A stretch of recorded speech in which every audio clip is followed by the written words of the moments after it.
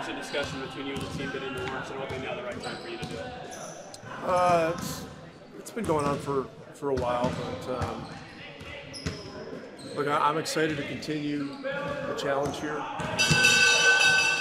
It's not a day to celebrate. It's a day to just be reminded of the daunting responsibility that me and my staff have to continue to develop this group.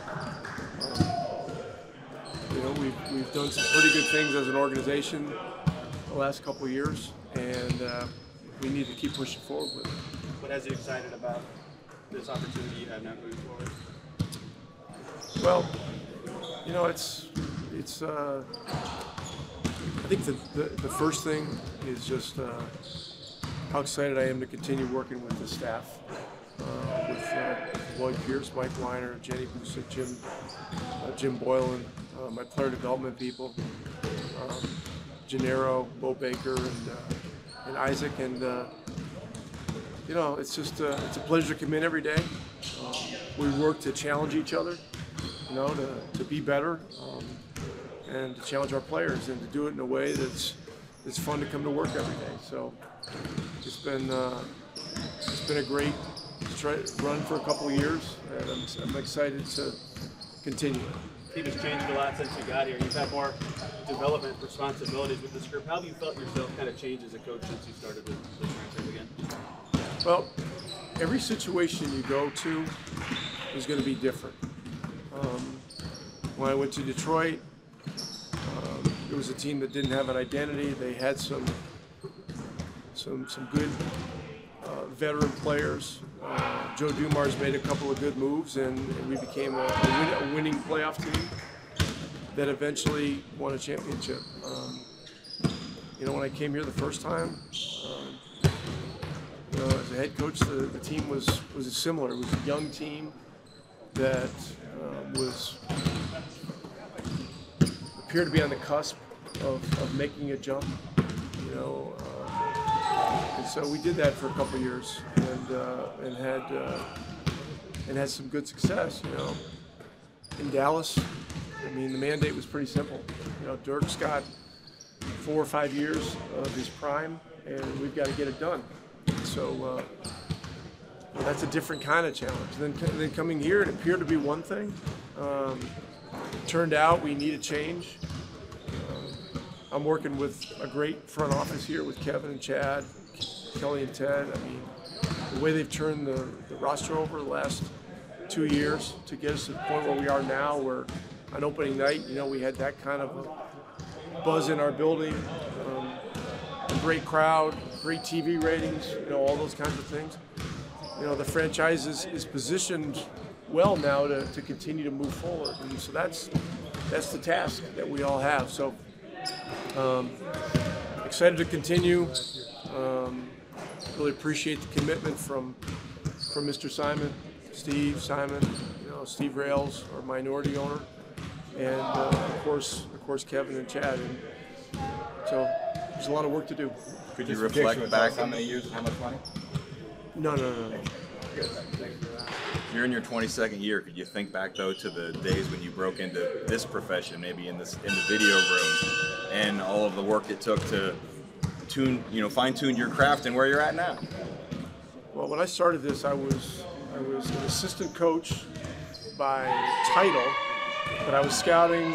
I was in the video room at home games. I wasn't even on the bench in the first half of games. I was pulling video for halftime. And so, it's in this league you've got to earn, your moves forward, and I really appreciate all the things that I had to do to move up to the next level of responsibility, and then the next, and then one of the really important periods for me was going from Portland as an assistant and an opponent prep guy to being Larry Bird's offensive coordinator. And then I was doing practice plans and doing things to get me more prepared to become a head coach. And a couple of years later, I got my first job in Detroit, and then I've just been fortunate. I've had great ownerships in all places, had terrific players, and terrific executives. So very blessed. And Indiana's been a very special place for me and Donna and Abby, and we're just really thrilled to be here once again. How did your guys come out of Wednesday's game, had the day off yesterday, and now you look forward to game number 2? Yeah, Tyrese didn't practice today. He has a stomach ailment that we hope is not going to keep him out of the game tomorrow, but we'll see. And other than that, I think we're doing okay. Cleveland is one of the loudest, most raucous arenas in the entire NBA. It'll be a great challenge, and we're looking forward to that challenge. As players, it's never asked a coach this, but is there any way you think you did to celebrate when you signed yesterday? Well, the thing that's probably most important to me about this is that, my staff gets extended as well. And when you're an assistant coach, in many places you're just on year-to-year deals. And so, this staff has earned the right to be extended on a multi-year basis, and that was another thing that was very important to me to do this. So I just feel very strongly about them and the relationships and the knowledge and how they push me and how we push each other. And so that part of it's very gratifying, but as I said, I mean, this is not really a time to celebrate. It's a time to really recognize the responsibility and move forward in that exact way. Go back to Cleveland. How do you see Strus kind of changing the dynamic for them, considering what they already have? He's a proven shooter. He's a proven high-level system player, and he's a threat anywhere over half court, and that changes the game. So it's as simple as that. And Niang is really in the same category. And the other night we saw it with Gallinari. Gallinari came in the game at 5, and all of a sudden the gaps are wider, and it's a whole different ballgame defensively. And in their first game against Brooklyn, they had Niang playing at 5, and Cleveland's been very oriented toward playing big. So, right now, everybody will do anything, to put their team in a position to win. So we're going to have to be ready for a lot of different looks tomorrow night. TJ, first and foremost, what was your reaction to hearing your head coach had his contract extended with you guys? Deserving. It's a nice little birthday present, isn't it? But ever since we hired Rick, it's and have gotten a plan, the franchise has gone in a really good direction. Starting with him, and very happy for him.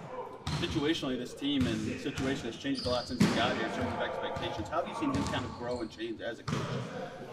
Yeah, I mean, I feel like that's difficult. When he got here, we had an entirely different roster, and when we kind of decided to go in a different direction, he rolled with the punches and, sacrificed losses and stuff like that, and has been great in dealing with the overturn of players.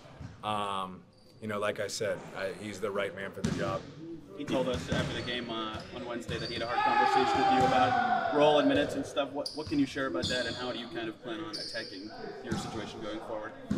Yeah, it was obviously a tough conversation as a competitor, but I'm just here to do my job, and whatever he thinks is best for the team, he's got to do, and I just have to stay ready. He called you one of the biggest competitors to ever wear a Pacers uniform. What do you think of that compliment? Yeah, I mean, of the guys that played here, obviously an honor. Thankful for the words, and like I said, there's been unbelievable players to play here and unbelievable competitors. For him to say that obviously makes me feel good. I think everyone knew how you would handle it, but I didn't know that conversation had taken place, and you were the first guy off the bench almost every play that someone did well on Wednesday. If you're not going to play, is that important to continue that role? Yeah, I mean, it's obviously disappointing for me, but I'm not going to change who I am as a person because of it. I got to stay true to my character, and I'm happy for every single guy in this team, and I want them all to succeed. So I'm really not trying to do too much. I'm just trying to be myself. I guess, what sense did he give you about the level of permanence of the decision, I guess? I mean, he was just saying that really, he just talked about it in terms of Wednesday night, but yeah. I imagine it goes a little bit further than that. What sense, you're certainly still going to have opportunities, basketball's fluid, guys get hurt, Yeah. What sense did you get at the level of permanence there is with that decision? I haven't heard, but as a pro, you just have to stay ready, and that's what I'm going to do. And like I said, just do my job. When my number's called, be ready to affect the game in a positive way, be a good teammate and a good person, and kind of just go from there. Since he's got here, you've obviously been one of the biggest supporters of Andrew and how he's gone forward. I mean, on one hand, what do you see as kind of your continued responsibility there, and how have you already seen him grow? I mean, you see the heck of a game on Yeah, tonight. I mean, he's unbelievable. As you saw on our game on Wednesday, when you have a guy like Tyrese who's as good as he is, and then you've got a guy like Drew coming off the bench, yeah, it's pretty special. So he's been receptive to everything from the moment he got here, and he's just always hungry for more knowledge and wants to get better and open to being coached by the coaches and the players. So anything I see, I just try to help, but he plays way beyond his years. He doesn't look like a second-year player. And he plays at his own pace. It's awesome, and it's even better how good of a person he is. Did you hear the crowd reaction when you checked in Wednesday? Yeah. I got a lot of love for these fans. I hope they know that. It was pretty special to hear them do that. It's just awesome. We got great fans here, great people. Myles, first and foremost, what was your reaction to Rick getting his contract extended yesterday? Oh, I think everybody here knows I rock with Rick heavy, man. I'm happy for him. He's got his birthday today too, man. So it's all perfect time with everything. And I'm excited, man. I think he's a man for the job. I think he's really trying to establish a culture here and a way we move here in general. And I think he's done a phenomenal job. Now we just got to get some wins in the column and take to the next step. He's really put you in a position to succeed since he got here. Like, what has he done for you and some of these other guys who have done well in his tenure? I think he just tried to emphasize, overemphasize, what my talents are. My talents are, around the basket and playing inside out. I think he's tried to get me around the rim a lot more, try to get me rolling at the 5 a lot more, and allow me to be myself in the perimeter as well. So, those were great things. You've had a lot of different coaches here. What makes you think he and this staff are the right people to move this thing forward? I just think Rick's been there before. He's a championship coach. He's someone, I've watched his teams growing up and whatnot, and in the Dallas area, and, watched what he's been able to do, with a roster of guys that, kind of was counted out. You look back at those teams. Dirk was the only, one of the only All-Stars on the team, as long as Josh Howard or whatnot. But he had a bunch of role players able to come make it to a championship team. So he kind of do the same thing here. We heard a lot about depth in the preseason. It was on display Wednesday. How do you reflect back on the total team contributions? I think that's fun basketball. When everybody gets involved. I've been a part of teams where only one or two guys are the main guys taking the shots and whatnot. But when everybody eats off each other, it's a more of a fun style and brand of basketball. 8 in double figures. It's not one of those nights you don't have to pick anyone up in the locker room because they didn't get their shots. Should we expect more from that? Yeah, absolutely. As well as it's the goal, we're not going to score 140 plus points every night. I think we got off to an offensive explosion, but when someone's off, someone's going to be on. I think that's the beauty of it. We can always pick each other up. It's unclear if Allen's going to play, but Cleveland plays bigger than most teams just in general and have a couple of other good defensive bigs. What are those matchups like, and what's the key to success in them? Just staying composed. It's going to be like a back and forth blow. They're going to score some, we're going to score some. But, not getting too high, not getting too low. I think, they got some talented players over there. But, like I said, we have the same on our roster. So it's kind of just a back and forth affair and just whoever stays the most level-headed. Obviously, you guys played a lot better in the last 3 quarters defensively than you did in the first. What did you see change, basically? Kind of just positive feeling do you have about how the way the defense played going forward and what you can take from that? I think it was an attitude shift. We came out, it was our home floor. We didn't get off to anything good. Speaking of attitude, you got the man himself right there. And I think we got off to a little bit of a better start. especially in that second half. You know, we were able to shift everything, get us where it needed to be, and I'm excited about it moving forward. We're taking the challenge this year about being a better defensive team, and you know, there's gonna be some nights where it looks great, some nights, you know, where it's still a work in progress. But you know, the goal is to have all that trimmed down, you know, by All-Star break, you know, May when it counts. There's obviously been the focus on guard your yard. I mean, how did you see that kind of manifest in the way that everybody played, basically?